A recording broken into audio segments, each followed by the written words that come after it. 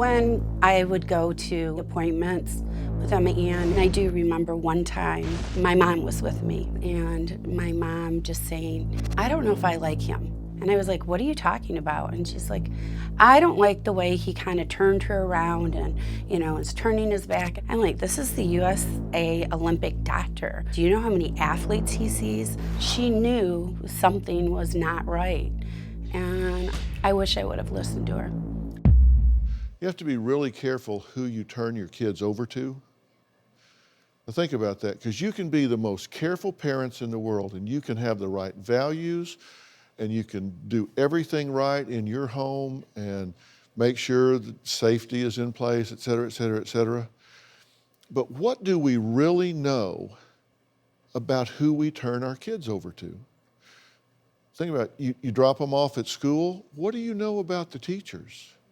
And I'm the biggest fan of teachers in the world. I hate to be around them a lot because I'm so embarrassed that we pay them so little to do such a big job.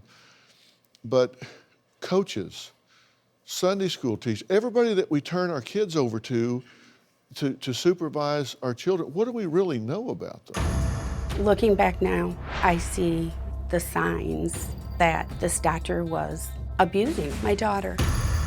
When Emma Ann was probably about 8 years old, I remember doing laundry. There's like 13 or 14 pairs of underwear in here, and she probably was wearing several pairs of underwear, thinking that Larry wouldn't touch her.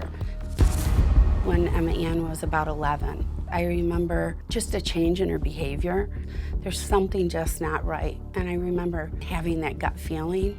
That's probably when Larry was becoming more brazen with the abuse. Sometimes after I visited with him, I would feel uncomfortable. One time when we were leaving Larry's office, she's like, Mom, does it ever feel funny sometimes when he touches you here? And I'm like, what do you mean? And she's like, when he touches you on top. And I was like, well, yeah, your breasts are there, but, he has to be able to manipulate you and to get your ribs back. And I feel like I really missed it. We have kind of a blind trust attitude about certain things, and I don't think we should do that about our kids.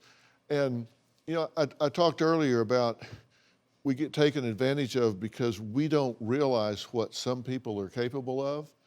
Well, I do, and that's why I talk about this. You never know what you're exposing your kids to. So and here, you've got this Larry Nassar guy who had all the entrapments of being credible, right? He's an MD, he's associated with the university, he's with the US Olympic Committee, so you just think because of all of that, somebody else is vetting him. Not true. There were complaints against this guy since the 90s. Think about that, since the 90s. All through the 90s, 20, 30 years, nobody did anything. It's literally been 30, 40 years of complaints and nobody did anything. Same thing with the guy here at USC, gynecologist at USC. Complaints for 25 years, nobody did anything. Which means we've got to watch this stuff ourselves. We cannot delegate, and we certainly can't abdicate.